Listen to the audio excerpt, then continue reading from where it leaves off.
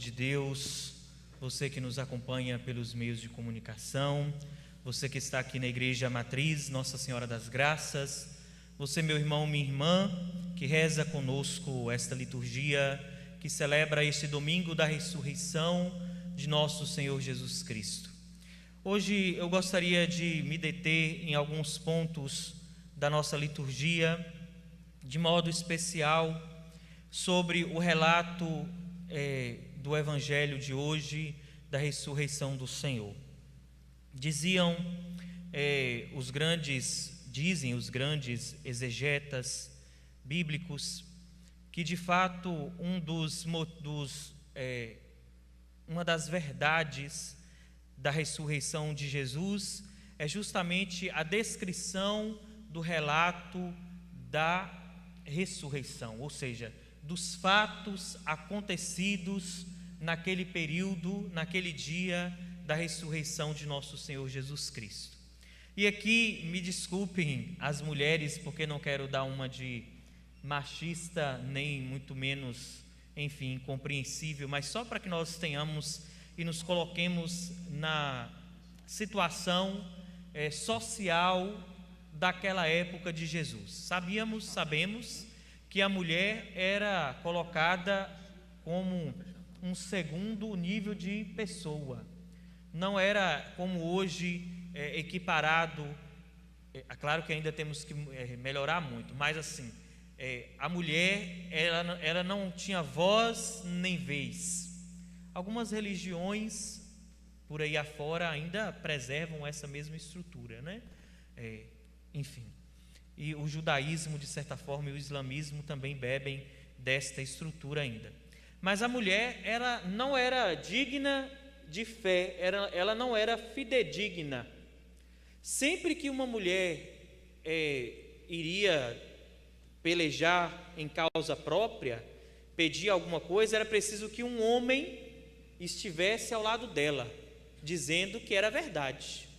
A voz da mulher, ela, como eu disse, não tinha voz nem vez, né? Então a mulher, ela tinha esse papel subalterno, isso na estrutura social.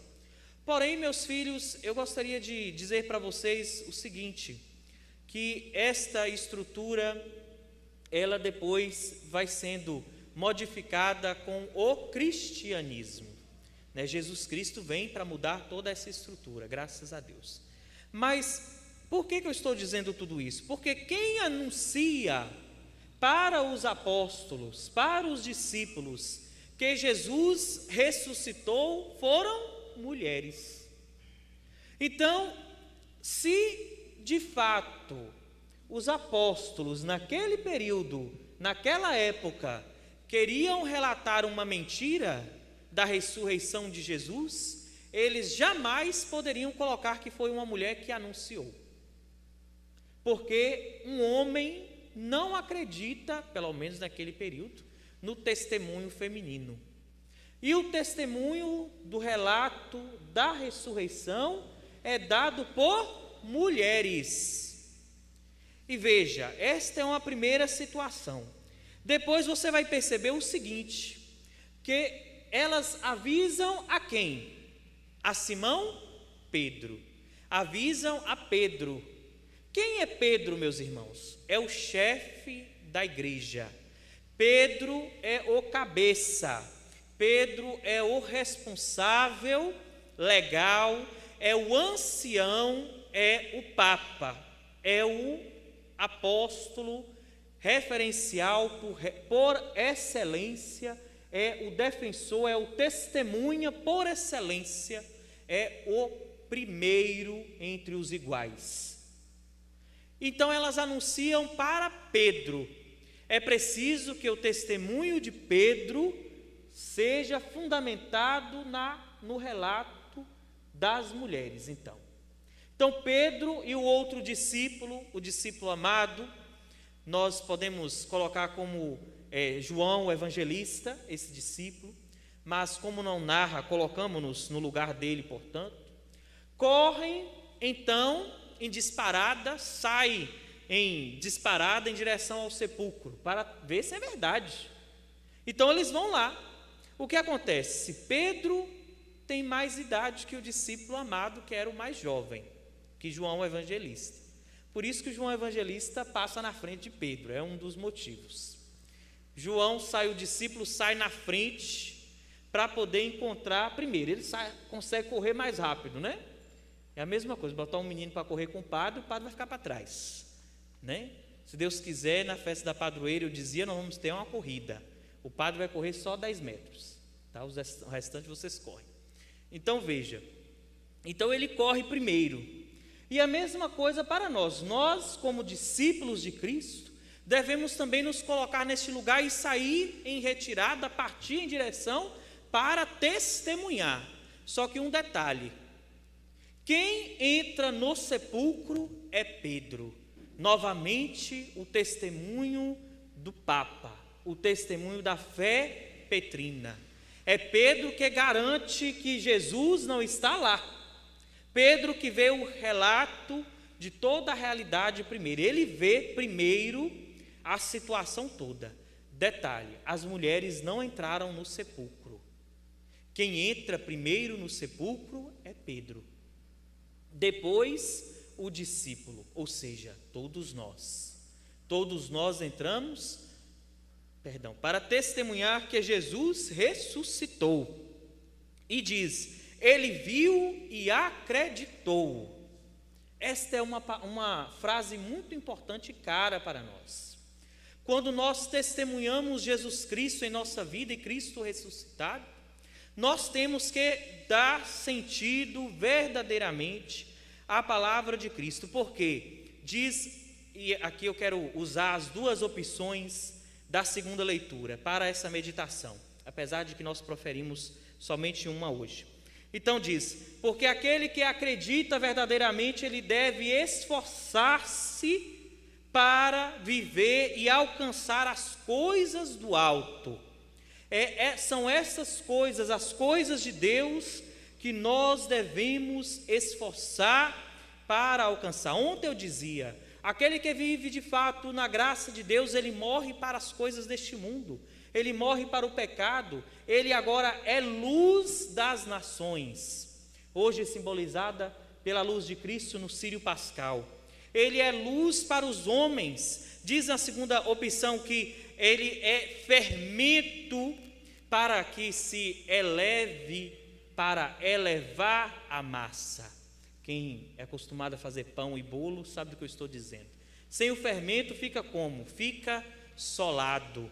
Sem o fermento não tem a levedura, não tem a completude da massa. Nós somos a diferença. O cristão no meio da sociedade é a diferença, porque ele não olha para o mundo como galinha. Não sei se vocês já criaram galinha ou já viram. A galinha ela não olha para cima, ela olha para baixo. Ela vai caçando embaixo. Então ela anda sempre com a cabeça baixa. Apesar que tem alguns cristãos que estão desse mesmo modo, só olhando para baixo, só olhando para baixo, ou seja, só olha as coisas negativas, só olha para as coisas ruins, só olha para a parte negativa. O cristão, meu irmão, é aquele que eleva a cabeça. Por isso que o cristão, que o Senhor é comparado à águia, que alcança voos altíssimos, que se eleva cada vez mais, e é do alto, atenção, que ele olha para baixo, não é de baixo cada vez mais baixo. Ele se eleva na graça de Deus para olhar. Nós somos fermento para modificar toda a sociedade, para tirar do mundo a maldade e a perversidade. Nós celebramos a Páscoa com pães sem fermento, ou seja, o pão da pureza e da verdade, o pão da retidão.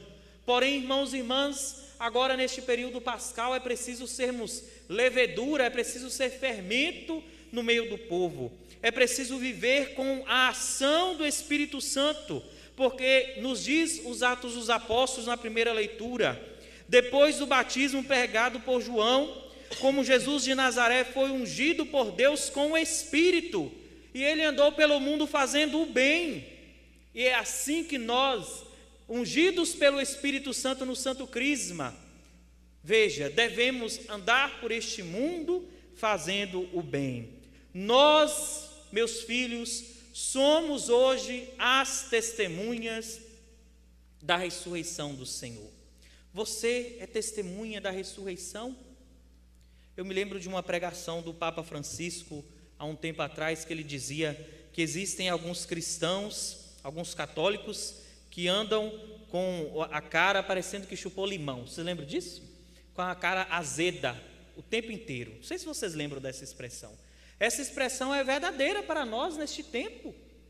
Quantos cristãos com cara de quem chupou limão, quem está azedo? Quantos cristãos que não colocam um sorriso no rosto? Ontem eu disse, e falei agora há pouco lá dentro da sacristia. Nesse período de Páscoa, quem chegar com a cara fechada vai ganhar uns cascudos do padre. É para chegar, coloca, isso mesmo, os que estão aqui já botaram o sorriso no rosto. Para que vivam com um sorriso no rosto, porque Cristo ressuscitou, aleluia. Nós devemos, de fato, viver alegres. Ah, padre, mas o coronavírus está aí, que a doença, que o câncer, que a AIDS, que não sei quem, que a pobreza, que a dificuldade financeira, que a dificuldade não sei mais aonde, minha família, meu casamento, sei de tudo isso. Mas nós devemos ser o fermento na massa deste mundo. O mundo quer, e Satanás está aplaudindo para você que anda com a cara fechada e olhando para baixo. Satanás está feliz ou você acha que ele está triste? Que você está entrando numa depressão sem parar? Ele quer que você se afogue nas suas preocupações, nas suas angústias. Tem um ditado popular nosso, pelo menos no Brasil, faz muito sentido ele para alguns, que diz assim: há jeito para tudo nessa vida, só não tem jeito para mentira. Tem sim. Qual é o jeito da morte, padre? A ressurreição, a vida eterna. O cristão não acredita nesse ditado popular, não. Quem é católico acredita que tem jeito para tudo, só não tem jeito para a morte. Oxê. Como um bom baiano, oxente. Não. Há jeito para tudo neste mundo, meu filho, inclusive para a morte. É assim que deve ser seu ditado popular. É assim que você deve levar na sua boca. A certeza da ressurreição. Ontem eu falava que alguns exegetas, alguns professores meus diziam que nos primeiros 200, 300 anos da igreja, do cristianismo, não existia peregrinações à Terra Santa. Aí nós questionávamos, né? Mas por que não? Aí ele falou assim: por que você vai caçar o que lá se Jesus não está lá? Jesus não está no meio de nós? Em outras palavras, né? Bem simples. Jesus não está conosco? Por que eu preciso ir para a Terra Santa? Procurar o que lá? Irmãos, nós temos que ter a certeza de que Jesus está comigo em todos os momentos. Isso é uma verdade que nós esquecemos. Jesus está aí na tua casa, meu filho, minha filha, que me acompanha agora. Jesus está aqui conosco na igreja, de maneira muito mais visível, aqui na Capela do Santíssimo, na Sagrada Eucaristia. Ele está materialmente. Mas, meus irmãos, Ele está no meio de nós. Eu tenho um pavor, e eu já disse, vou continuar dizendo, não chamei a atenção durante essa quaresma para que a gente pudesse se recolher, mas vou começar desde hoje. Quando o padre disser na missa, o Senhor esteja convosco, e que o povo começar a falar, ele está no meio de morrendo, eu vou embora.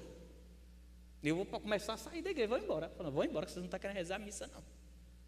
Brincadeira, não vou fazer isso, não. Está entendendo? Mas nós temos que dizer, Ele está no meio de nós. Em nome do Pai, do Filho e do Espírito Santo, amém. O amém não passou nem do telhado da igreja. Quem dirá chegar no céu para o Senhor? Amém. Com coragem, com destemor, com parresia, devemos proclamar a graça de Deus. É para quando as pessoas passarem aqui na rua, em volta da igreja, elas escutaram o nosso amém dentro da igreja, quando nós retornarmos, estivemos todos aqui dentro. É para ser um amém que alguém quer, meu Deus, o que está acontecendo nessa igreja com esse amém aí? Me entendeu? Agora, se chegar aqui falando amém como quem estiver morrendo, você não compreendeu nada. Você ainda está lá na quaresma. Nós estamos na Páscoa, Páscoa, a ressurreição do Senhor. Que nós possamos, meus irmãos e minhas irmãs, viver uma vida alegre, porque este é o dia que o Senhor fez para nós, disse o salmista. Alegremo-nos e nele exultemos. Alegremo-nos sempre no Senhor. Louvado seja nosso Senhor Jesus Cristo. Para sempre seja louvado.